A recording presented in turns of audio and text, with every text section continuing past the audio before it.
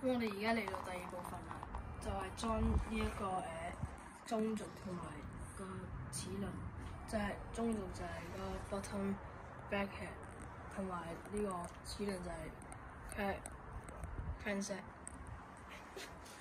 咁我哋首先要裝個轆先。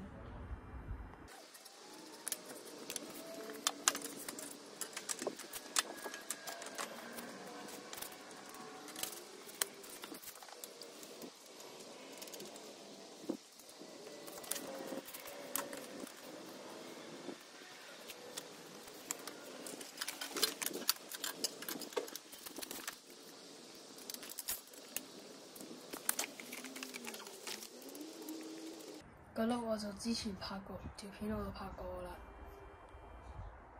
喺右上角睇翻啦。咁我哋依家就裝咗個 bottom bracket 先，千祈唔好左右調轉啦，要由 driver side 嗰邊入，即係司機位嗰邊，即係右邊。咁樣。咁我哋依家要搽潤滑油先。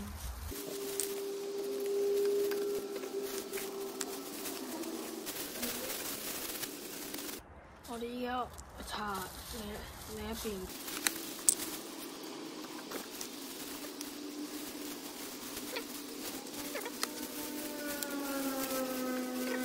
我哋要用一個特別嘅 tool 去安裝呢個 bottom bracket。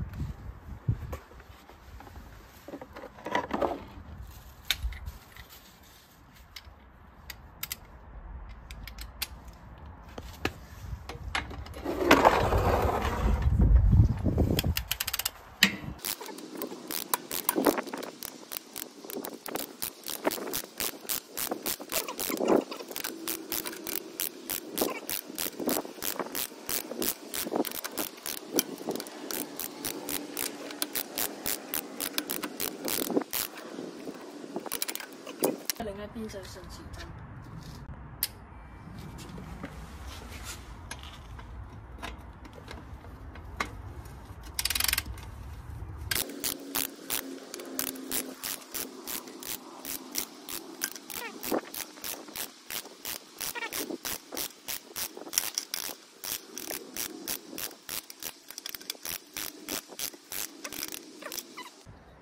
咁我哋依家就要裝呢個 crankshaft 啦，即係大齒輪。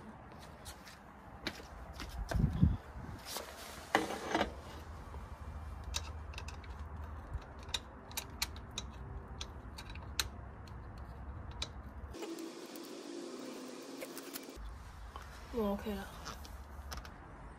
咁我哋依家裝另一邊啦，要 make sure 佢嘅顛簸唔同咯。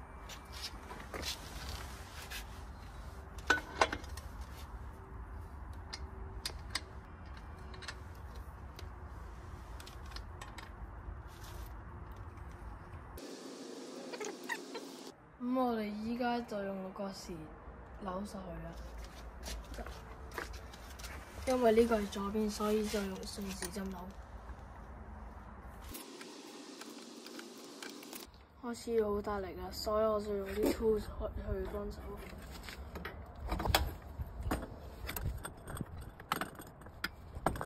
咁我哋依家到 driver side，所以要順時針。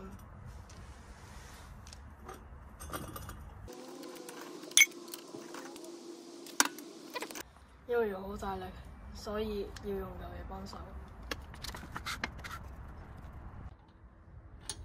咁我哋搞掂啦，我哋下一步要裝個腳踏。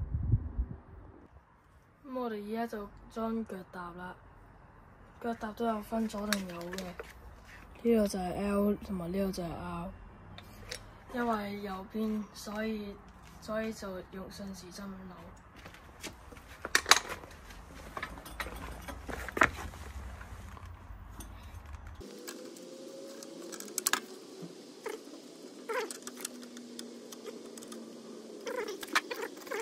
我哋而家就擰右手邊，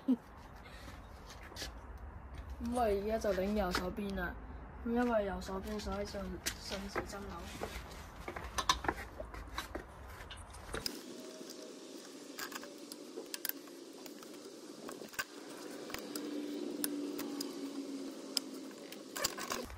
唔使扭到咁實㗎，因為越踩就越實㗎。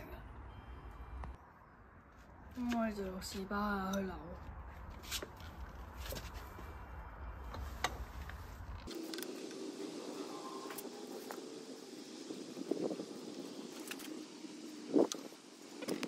咁我哋而家就扭左邊，因為左邊所以就逆時針。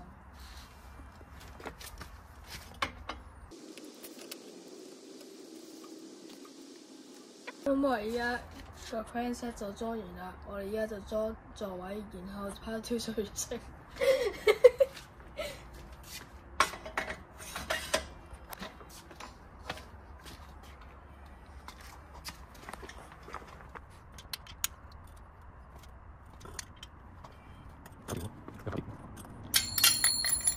咁我搞掂啦。咁我哋依家越嚟越似一個單車啦，其餘嘅部分就喺 part 3度整啦。